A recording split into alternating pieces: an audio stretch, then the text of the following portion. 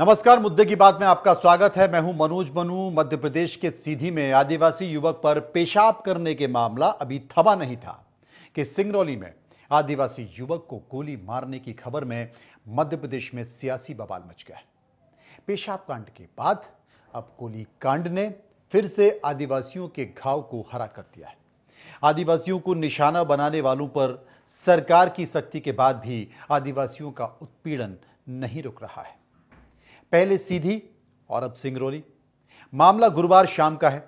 सिंगरौली में बीजेपी विधायक राम लल्लू वैश्य के बेटे विवेकानंद वैश्य ने एक आदिवासी युवक को गोली मार दी। युवक गंभीर रूप से घायल हो गया। जख्मी युवक को जिला अस्पताल में भर्ती कराया गया। पीड़ित की शिकायत पर मोरवा थाने की पुलिस ने एफआईआर दर्ज की और आरोपी की तलाश की जा रही है। बताया जा रहा है कि विधायक के बेटे का उसके भाई से मामूली विवाद हुआ था और इसी बीच आदिवासी युवक सूर्य प्रकाश खैरवार बीच बचाव करने लगा। तभी विधायक के बेटे ने गोली चला दी और गोली सूर्य प्रकाश खैरवार के हाथ में लगी। उधर पूरे मामले पर कांग्रेस ने एक बार फिर सरकार पर निशाना साध दिया है। यूथ कांग्रेस के अध्यक्ष विक्रांत भूरिया ने ट्वीट कर सरकार पर सवाल उठाए। अब यह सवाल उठाना कितना लाजमी है, आज इसी मुद्दे पर हम चर्चा करेंगे। चर्चा के लिए मेरे साथ मेहमान जुड़ेंगे।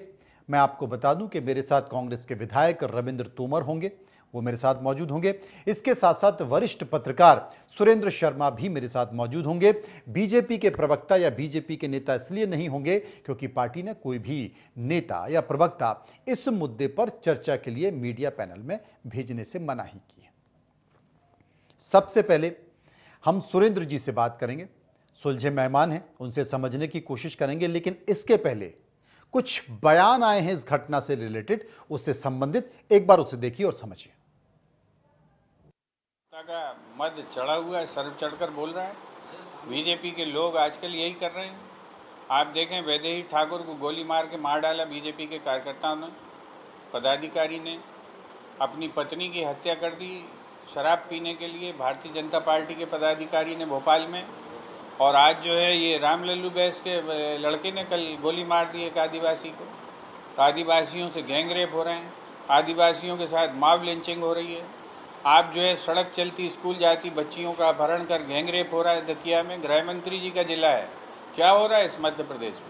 ये भारतीय जनता पार्टी के लोग मदमस्त हो गए और जो है सत्ता का नशा इनके सर चढ़कर बोल रहा है। लेकिन इसी देश ने ये सिद्ध किया है कि रावण 3 लोक के विजेता बने फिर रहे थे, उनका भी जो है घमंड इस देश ने चूर चूर किया है। और ये प्रदेश भी भारतीय जनता पार्टी के इस घमंड, इस नशे और इस सत्ता की गुंडागर्दी को चूर चूर कर देगा। देखिए, सिंगरौली की घटना पे सरकार ने संज्ञान लिया है, प्रशासन ने संज्ञान लिया है। जो भी आरोपी जिनके नाम सामने है उनके ऊपर प्रकरण दर्ज हुआ है, उनकी गिरफ्तारी के प्रयास किए जा रहे हैं। कोई भी व्यक्ति कितना बड़ा रसूखदार हो, किसी से भी जुड़ा हो, किसी भी दल से, किसी भी परिवार से जुड़ा हो, अपराधी का कोई धर्म, जाति और दल नहीं होता। उसके ऊपर कड़ी से कड़ी कार्रवाई होगी, किसी को बख्शा नहीं जाएगा। अब कांग्रेस को तो हर मुद्दे पर राजनीति करना है, समाज को बांटना है, समाज को लड़वाना है, जाति आधारित राजनीति कर रहे हैं। हर अपराध को जातियों से जोड़ने का काम करते हैं। मऊ में भी ऐसे ही करा, नेमौर में भी ऐसे ही करा। हर घटने का राजनीतिक लाभ लेने की कोशिश करते हैं। लेकिन वो जान लें, ये कांग्रेस की सरकार नहीं, शिवराज सरकार है। जहां कांग्रेस की सरकार में अपराधी की जाति देखकर, उसका दल देखकर उस पर कार्रवाई की जाती थी। कांग्रेसी हो तो तमाम चीजों से उसको बचा लिया जाता था। लेकिन ये शिवराज सरकार न्यायप्रिय सरकार है, जहां आरोपी कोई भी हो, यदि उसने कानून तोड़ा है तो उसको कड़ी से कड़ी सजा मिलेगी। देखिए, अपराधी, हमने कहा अपराधी का कोई दल और जाति नहीं होती। कोई भी हो, किसी भी अपराध होता है। ना हम पीड़ित की जाति देखते हैं, ना अपराधी की जाति देखते हैं। हम तो न्याय दिलाने का काम करते, तो न्याय मिलेगा। बिल्कुल सही कहा नरेंद्र सलूजा ने कि अपराधी की ना कोई जाति होती है, ना कोई धर्म होता और ना ही कोई पार्टी होती है। वो अपराधी होती है और अपराध अगर उसने किया है और उसके खिलाफ कार्रवाई ना हो तो यह माना जाए कि सत्ता पक्ष उसे बचा रहा है। लेकिन अगर अपराधी ने अपराध किया है और उसके ऊपर कार्रवाई है तो इसे किस रूप में देखें। रविंद्र तोमर मेरे साथ मौजूद हैं, जो कि विधायक हैं कांग्रेस से, दिमनी से, उनके पास हम चलेंगे। सुरेंद्र शर्मा जो कि वरिष्ठ पत्रकार हैं, उनके पास हम चलेंगे। सबसे पहले रविंद्र तोमर साहब, आप विधायक भी हैं, चीजों को समझते भी हैं, विधानसभा में गए भी हैं। मैं आपसे यह समझने की कोशिश करूंगा, यह जानने की कोशिश करूंगा कि इस पूरे मामले में सीधी कांड हुआ, समझ में आया, आदिवासी के साथ जो भी व्यवहार किया गया, सरकार ने उस पर एक्शन लिया, उसके बाद सिंगरौली कांड हो गया। लेकिन अब कांग्रेस ये कहती है कि साहब आदिवासियों की स्थिति प्रदेश में यही है, आदिवासियों के साथ यही हो रहा है। ऐसा क्यों कहा जा रहा है, मैं समझने की कोशिश करना चाहता हूं। आप ये देख लो ना कि अभी आपने ही कहा कि भारतीय जनता पार्टी में कोई प्रवक्ता, कोई विधायक डिबेट में नहीं भेजा, चैनल में जी। क्यों नहीं भेजा? कि उनको पता है कि वो दोषी है, क्या जवाब देंगे? क्या बताएंगे जनता को? इस प्रकार से उनकी तानाशाही चल रही है, अत्याचार चल रहा है आदिवासियों के साथ, गरीबों के साथ, किसानों के साथ।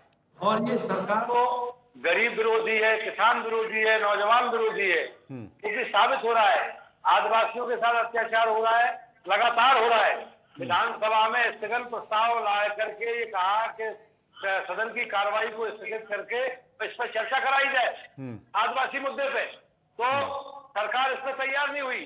अभी की बात है, आपको पता है ये चीज। और किसानों के साथ क्या हुआ? दिल्ली की सड़कों पे किसान 14 महीने बैठे रहे, 750 किसानों ने अपनी शहादत दे दी। इसके बाद जैसे ही उत्तर प्रदेश का चुनाव आया, तुरंत कानून वापस ले लिया।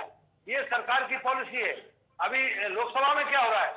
लोकसभा में मणिपुर की घटना को लेकर के हम विपक्ष के लोगों ने, कांग्रेस के लोगों ने और सारे विपक्ष ने कोशिश की कि सरकार इस पर चर्चा कराए, लेकिन नहीं, तानाशाही इतनी हो गई कि विपक्ष को तो सुनना ही नहीं है, जनता की कोई आवाज सुनना नहीं है, गरीबों को दबाना है, महंगाई चरम सीमा पहुंचा दो, भ्रष्टाचार का आलम हो गया। तो ये केवल और केवल ये कब तक लुका छिपी का खेल चलेगा? मैं ये पूछ रहा हूं कि भारतीय जनता पार्टी का चाल चेहरा जनता के बीच में आ गया है और ये मध्य प्रदेश में जनता ने मन बना लिया है। 2023 के अंत में जो चुनाव होने जा रहा है, इसका जनता जवाब देगी और भारतीय जनता पार्टी के नेता इस बात को समझ रहे हैं। अभी मान बने हुए चल रही है। 70 विधायक, 70 ऐसे बड़े नेता हैं, 70 है कि 60 है, वो अभी मन नहीं पाए।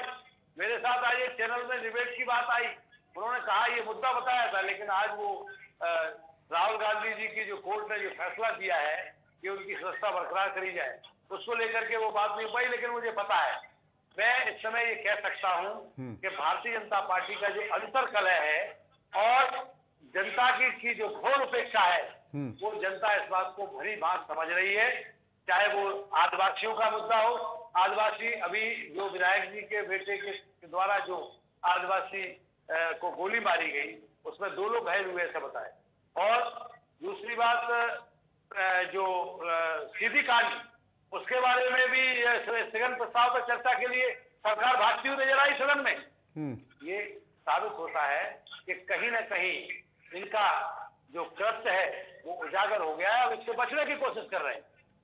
सुरेंद्र जी, आप क्या कहेंगे इस पूरे मामले को लेकर, इस घटना को लेकर? सीधी की घटना तो सबको पता है, लेकिन ये जो नई घटना हुई है सिंगरौली, इसे लेकर आप क्या कहेंगे? और कांग्रेस के जो आरोप हैं, कांग्रेस इस पूरे मामले में जो एग्रेसिव है, उसे लेकर क्या कहेंगे?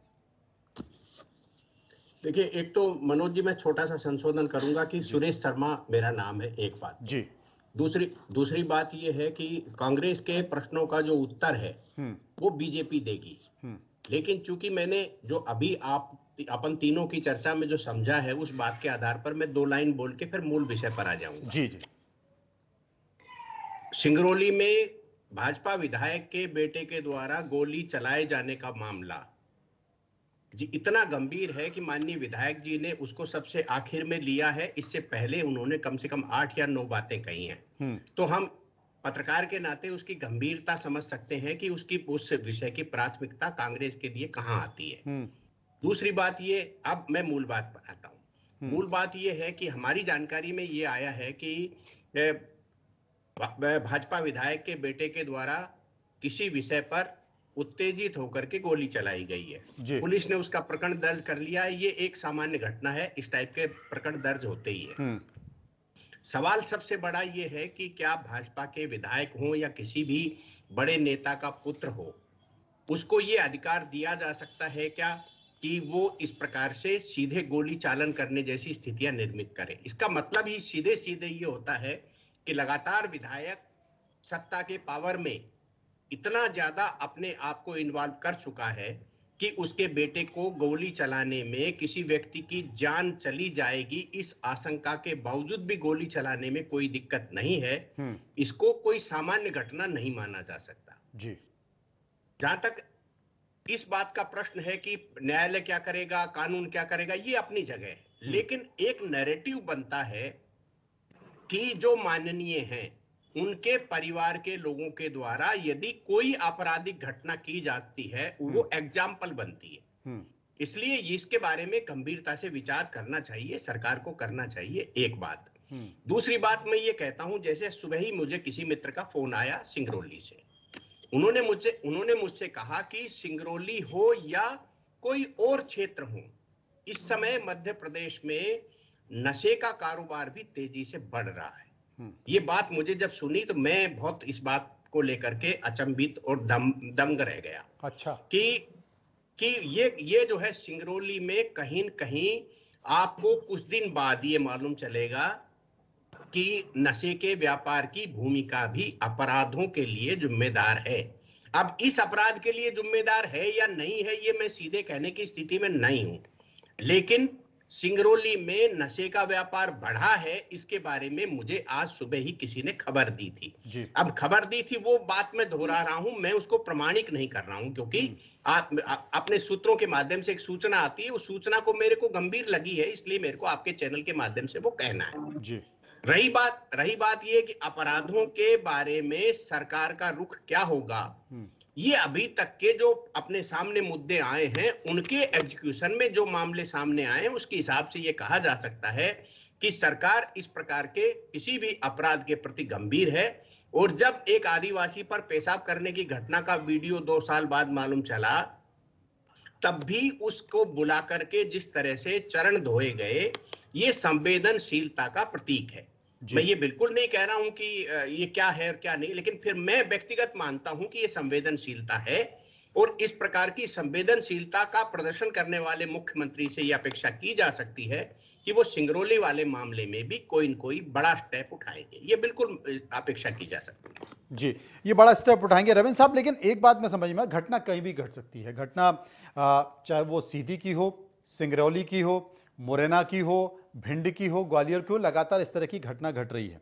यहां पर विधायक के बेटे ने, हालांकि जिस बात का जिक्र शर्मा जी कर रहे हैं, करीब करीब वैसी ही जानकारी मेरे पास भी आ रही है कि विधायक जी का जो बेटा था वो बेटा शराब के नशे में भी था और बहुत मामूली सी बात पर झगड़ा हो गया।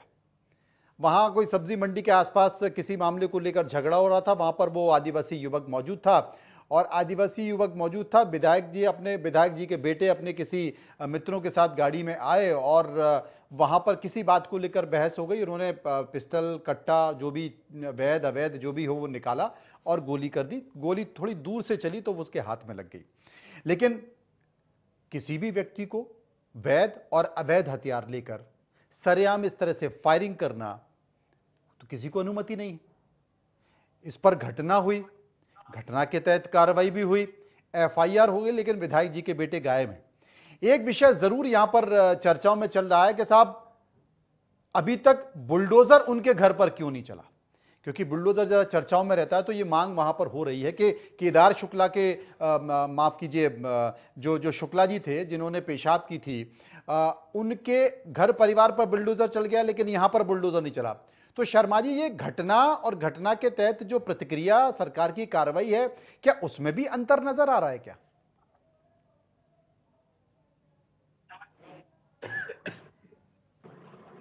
जी मनोज जी, ये सवाल मुझसे माननीय विधायक जी से नहीं, आप ही से, मतलब एक हम लोग समीक्षा कर रहे हैं। नहीं, इस बारे में मेरा अभिमत यह है कि हमें इसकी प्रतीक्षा करना चाहिए जी कि क्या सरकार इस टाइप का कोई स्टेप उठाती है नहीं उठाती, तब हम उस पर टिप्पणी करने की स्थिति में रहेंगे। देखिए, अपराध एक विषय है, मैं फिर से एक इस बात को कह रहा हूं कि अपराध एक विषय है। किसी भी राज्य सरकार के उसमें क्षेत्र में अपराध हो सकता है, किसी भी माननीय विधायक के क्षेत्र में अपराध हो सकता है, बिल्कुल सही। लेकिन अपराध करने वाला कौन है, ये सबसे बड़ी बात है कि यदि कोई प्रोमिनेंट व्यक्ति है, समझदार व्यक्ति है, जिम्मेदार व्यक्ति है, उसके द्वारा यदि आपराधिक गतिविधियां होती हैं तब वो चिंता का विषय ज्यादा होता है, क्योंकि अपराध गंभीर होता है, अपराध होता है, इसमें कोई अपन बात उसमें भेद नहीं कर रहे। लेकिन यदि वो एक जिम्मेदार व्यक्ति के द्वारा अपराध किया जाता है तब उसके मीनिंग्स अलग हो जाते हैं। अब जैसे मान लो हम राजस्थान की घटना आज आप हम सब लोगों ने पढ़ी कि एक छोटी बच्ची के साथ बलात्कार हुआ, फिर उसको भट्टी में डाल करके जलाने का प्रयास हुआ। इसका मतलब ये नहीं है कि अपराध की अपराधों से तुलना होगी, लेकिन अपराध किसी भी क्षेत्र में किसी भी राजनीतिक दल की सरकार में हो सकते हैं। केवल ये देखने वाला विषय है कि अपराध के बाद जो है उसके निराकरण के बारे में सरकार की भूमिका क्या है। यदि अच्छी भूमिका है, प्रभावशाली दबाव डाल करके इन मुकदमे का निराकरण किया जा रहा है, जल्दी न्याय मिल रहा है, तो उसकी आलोचना कम होती है। लेकिन यदि उसको राजनीतिक रूप से बचाने का प्रयास होता है तब उसकी आलोचना ज्यादा होती है। तो मुझे ये लगता है कि बुलडोजर वाला जो प्रश्न है उसको अभी अपन को 1-2 दिन का इंतजार करना चाहिए, और क्या ऐसा मामला अभी मान लेना चाहिए कि हर जगह बुलडोजर चला जाए। क्योंकि मैं व्यक्तिगत रूप से ये मान करके चलता हूं कि जिस सर शुक्ला जी के परिवार के ऊपर बुलडोजर चलाया गया था वो सरकार की बहुत जल्दबाजी थी, क्योंकि वो उस व्यक्ति का मकान ही नहीं था, उसके चाचा बाबा का मकान तोड़ के आ गए। तो ये जो निग्लिजेंसी हो रही है, मकान गिरा देना, ये एक इसके बारे में निश्चित रूप से कोई मैं शुक्ला के बारे में कह रहा हूं ऐसा नहीं, एक बार आपको पुनर्विचार करना चाहिए कि जिस व्यक्ति के पास जा रहे हैं वो इतना गंभीर मामला है क्या कि उसके घर को पूरे को तहस नहस कर दिया जाए। मुझे नहीं लगता कि इतनी जल्दबाजी करना चाहिए। कुछ मामले उत्तर प्रदेश के जो हुए थे वो अलग किस्म के थे, और मध्य प्रदेश में और अन्य राज्यों में। अब आप इसको देखिए कि जो हरियाणा वाली नूह की घटना हुई है उसमें रोहिंग्या के मकान तोड़े गए हैं, तो वो एक अलग विषय है कि वो जो है शरणार्थी के रूप में भी नहीं है, वो आप घुसपैठिए के रूप में है और उनके ऊपर कार्रवाई की, तो अलग बात है। लेकिन हर जगह बुलडोजर जाके खड़ा हो जाएगा, नॉन सीरियस मामले, हालांकि हर चीज सीरियस होती है, लेकिन इसके बावजूद भी इस पर निश्चित रूप से पुनर्विचार करने का विषय है। ये विचार करना चाहिए। प्रशासन की जल्दबाजी कहीं ना कहीं परेशानी बन जाती है। रविंद्र तोमर साहब, जैसा कि शर्मा जी ने जिक्र किया कि राजस्थान में भी एक बड़ी घटना हो गई, एक लड़की के साथ रेप किया गया। रेप करने के बाद हमने तंदूर कांड सुना था दिल्ली का, उसके बाद ऐसा भीभत्स मामला सामने आया है कि उस लड़की को भट्टी में, जलती हुई भट्टी में डाल दिया गया और वो लड़की जल गई। एक घटना सिंगरौली की है, ना उसके लिए राजस्थान की सरकार और मुख्यमंत्री जिम्मेदार हैं, ना सिंगरौली की घटना के लिए पूरी सरकार और मुख्यमंत्री जिम्मेदार है। ये एक घटना है, सामाजिक परिवेश की घटना है, और सामाजिक परिवेश की घटना हो गई, कोई इसे स्वीकारता नहीं है। लेकिन इसमें पूरी सरकार पर सवाल उठा देना, चाहे वो राजस्थान की सरकार हो या मध्य प्रदेश की सरकार हो, वो कितना उचित है। और यहां पर बीजेपी के लोग राजस्थान की सरकार पर सवाल उठा रहे हैं कानून व्यवस्था को लेकर, और मध्य प्रदेश में कांग्रेस के लोग बीजेपी की सरकार पर सवाल उठा रहे हैं कानून व्यवस्था को लेकर। तो ये राजनीतिकरण जो घटनाओं का हो रहा है, ये कितना उचित है? आरोप और प्रत्यारोप की राजनीति ये जनहित में नहीं है। ये बात अभी शर्मा जी का जो विचार मैंने सुना वो उत्तम विचार है, और मैं भी कह रहा हूँ कि आरोप और प्रत्यारोप से जनता का हित होने वाला नहीं है। हम अपनी राजनीतिक रोटियां सेक करके जनता का भला नहीं कर सकते। कानून जिसके पास लॉ एंड ऑर्डर है, सत्ता है, और अगर कोई अपराधी है, अपराध कर रहा है, तो उस अपराध को रोकना ये सत्ता में बैठे लोगों की जिम्मेवारी है। राज धर्म का पालन करना उनकी नैतिक जिम्मेवारी है। बात ये, इसके लिए मना कौन कर रहा है? भारतीय जनता पार्टी के लिए मैं इसलिए नहीं कह रहा हूँ कोई मैं कांग्रेस पार्टी का विधायक हूँ तो मैं भारतीय जनता पार्टी के लिए जरूर बोलने लगूं। ये विचार हमारा नहीं है।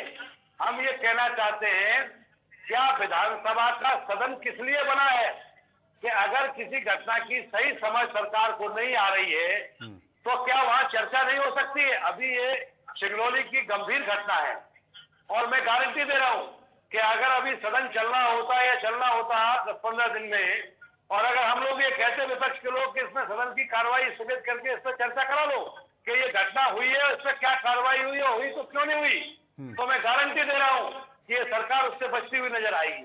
तो क्या ये लोकतंत्र की हत्या नहीं है? मैं ये पूछ रहा हूं। नहीं रविंद्र साहब, इसमें कार्रवाई हो गई है, इसमें एफआईआर दर्ज हो चुकी है, आरोपी को ढूंढा जा रहा है, आरोपी फरार है, कार्रवाई हो चुकी है। एक बात और कही आपने, माननीय मनोज जी, आपने एक बात और कही है कि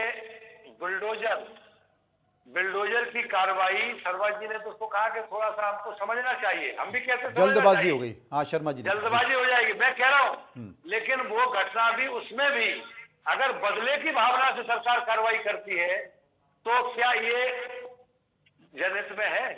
आप विचार करो, सोचो। और मैं कह रहा हूं, जब पिछले बार घटना हुई उज्जैन में तो वो हुआ, गलत हुआ, लेकिन उसमें जब किसी कार्रवाई करी तो क्या ये विचार किया कि उस परिवार में और सदस्य भी रह रहे हैं, महिलाएं हैं, बूढ़े बुजुर्ग हैं, तो उनके साथ जो इस तरह की घटना हुई तो वहां पे आपने बिना सोचे समझे कार्रवाई की। और अगर यहाँ की बात आ गई तो आपको सोचना है, विचार करना है, तो क्या यह पक्षपातपूर्ण रवैया नहीं हुआ? बात यह है कि सरकार को इसकी गंभीरता समझनी चाहिए। ये अपराध लगातार क्यों हो रहे, घटनाएं क्यों हो रही? कहीं ना कहीं मैंने तो विधानसभा के सदन में ये बात कही कि भारतीय जनता पार्टी की सरकार है मध्य प्रदेश में 20 साल से, विधायिका की गरिमा को सबसे ज्यादा किसी ने कम किया है तो भारतीय जनता पार्टी की सरकार ने किया है। और ये बेलगाम क्यों हो गया बता दूं? इसलिए कि कहीं ना कहीं ढुलमुल कार्रवाई की वजह से ये सबको ज्ञात है, दिखाई दे रहा है। अब चूंकि शर्मा जी वरिष्ठ पत्रकार हैं, भोपाल में मौजूद हैं, तो वो ज्यादा बेहतर बताएंगे कि वाकई गरिमा को कम किया गया है या सिर्फ ये राजनीतिक दोषारोपण है। शर्मा जी देखिए, विधानसभा की कम बैठकें होना लोकतंत्र के लिए नुकसानदायक है और राजनेताओं के लिए उनको कम नुकसान होगा, क्योंकि वो तो अपने बयान से और मन संतुष्ट कर लेते हैं। अधिकारी वर्ग जो है, विधानसभा का सत्र कम समय के लिए चलने से अधिकारी वर्ग उदंड होता है, क्योंकि माननीय विधायक चाहे सत्ता पक्ष के हो या विपक्ष के हों, उनको जनता के काम कराने के लिए अधिकारियों से रूबरू होना होता है। और अधिकारी दहशत में केवल विधानसभा में सवाल लगाए जाने के बाद आता है। मेरा अनुभव है ये, मैं 35 वर्ष से पत्रकारिता कर रहा हूं। जब तक आप अधिकारियों को प्रेशर में नहीं लाएंगे तब तक आप लाइन से काम करा लेंगे या जनहित करा लेंगे, मुझे इसमें संदेह लगता है। इसलिए मेरा व्यक्तिगत मत है कि विधानसभा के सत्रों की निर्धारित अवधि सुप्रीम कोर्ट की ओर से तय होना चाहिए कि एक साल में कितने सत्र होना चाहिए। एक बात। दूसरी बात, मैं सत्रों के संबंध में ये कह रहा हूं कि अभी कुछ दिन पहले माननीय विधानसभा के अध्यक्ष जी का एक स्टेटमेंट आया था। उन्होंने ये कहा कि माननीय विधायक पॉलिटिकल जो है बातें करते हैं, हत्या का कि फांसी की सजा का जिस कानून में प्रावधान राज्य की सरकार कर रही है उसके ऊपर विधानसभा में चर्चा करने को कोई विधायक तैयार नहीं होता। तो हमें इस बात पर भी विचार करना पड़ेगा। और तीसरी बात मैं ये कहना चाहता हूं कि सदन में जिस तरीके से पर्टिकुलरली आप एक मुद्दा लेकर के जाते हैं, वो सदन के लिए हंगामा होता है, उसके बाद उसकी खबर बन जाती है, दूसरे दिन उस मुद्दे पर चर्चा नहीं होती, दूसरे दिन अगला मुद्दा उठाया जाता है। तो ये पॉलिटिकल गेन के लिए, लाभ के लिए आप सदन का उपयोग न करें, सत्ता पक्ष हो या विपक्ष हो, ये बहुत जरूरी है। तब आप अपेक्षाएं करोगे। मुझे अनुभव में ये आ रहा है कि जो विधानसभा के सत्र हैं उसमें सरकार केवल इसलिए बचना चाहती है कि सामना नहीं कर पाती है, तो सवाल स्वाभाविक रूप से बनेगा। लेकिन सबसे बड़ा ये सवाल उठता है उसमें मनोज जी की विपक्ष जो है और सत्ता पक्ष जो है वो पॉलिटिकल लाभ के लिए सदन का उपयोग कर रहे हैं। आप पार्लियामेंट में देख लीजिए क्या हो रहा है। केवल एक बात पर बात अटकी हुई है। आप आधे घंटे 2.5 घंटे की चर्चा नहीं करना चाहते, आप 2 दिन की चर्चा करना चाहते हैं। जी प्रवीण जी, आप कुछ कह रहे हैं? शुरू करिए, चर्चा तो शुरू करिए आप, उसके बाद तो आएगा। आपने 10 दिन निकाल दिए, लोकसभा के 10 दिन खर्च, 1,50,00,000 रुपया प्रति घंटा खर्च आता है पार्लियामेंट में। ये देश का धन है, आप उसका उपयोग नहीं कर रहे और आप कहते हैं आप वही मानेंगे जो सरकार कह रही है, क्योंकि आप सरकार के बहुमत के सामने ये कुछ बातें ऐसी हैं मनोज जी, जिनके बारे में चिंतन करने का। और आप कह रहा हूँ तर्क और कुतर्क से जनता का कोई हित नहीं होने वाला। और सदन का उपयोग विपक्ष ये इस बात के लिए नहीं करता। सदन इसलिए है, विपक्ष किस लिए? विपक्ष की सुंदरता तब है जब जनता की हम आवाज उठाएं। और हम आवाज कहाँ उठाएंगे? हम आवाज सदन में उठाएंगे। जब सदन में नहीं होगी तो हम सड़क पर उठाएंगे। ये हम विपक्ष का काम है, लोकतंत्र की सुंदरता है। इसमें मैं कह सकता हूं कि आपके सामने है उदाहरण, आपके सामने है। हम अगर चिल्ला रहे हैं, हम धरने पे बैठे, हम आंदोलन की बात कर रहे हैं, हम अपनी बात कहने के लिए मजबूर है, इसके बाद भी सदन में अपने बिल पास कर लिया, अपनी कार्रवाई कर ली और इसके बाद सदन को स्थगित कर दिया। तो ये लोकसभा में भी हो रहा है, विधानसभा में भी हो रहा है। चलिए, आपके सामने है वो। आपके अपने तर्क हैं, सरकार के अपने तर्क हैं, लेकिन इन सब के बीच सिंगरौली में एक घटना हो गई है। इस घटना पर किस तरह की कार्रवाई होती है, सरकार तुरंत एक्शन लेती है या नहीं लेती है। सरकार ने एक्शन लिया है, एफआईआर दर्ज हुई है, लेकिन आने वाले समय में देखते हैं कि वाकई विपक्ष इसे एक पॉलिटिकल मुद्दा बड़ा बनाता है या सरकार अपने जवाबों से विपक्ष को संतुष्ट करती है। बहुत बहुत शुक्रिया करेंगे शर्मा जी का जो मेरे साथ रहे, शुक्रिया हम करेंगे रविंद्र तोमर का जो कि विधायक हमारे साथ चर्चाओं में रहे। फिलहाल मुद्दे की बात में इतना ही, बाकी खबरों के लिए आप चलते रहिए इंडिया न्यूज के साथ। नमस्कार।